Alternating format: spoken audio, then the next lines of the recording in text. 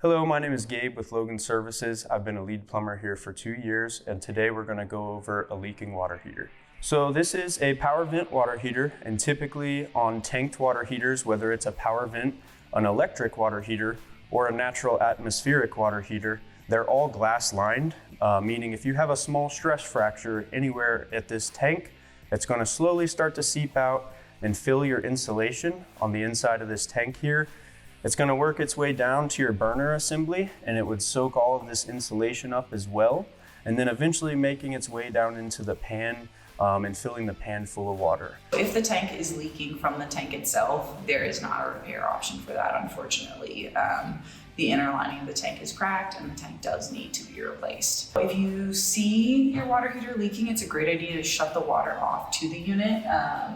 Most water heaters should have a shut-off valve on the right side. If you have any of these issues or you notice a problem with your water heater, please give us a call.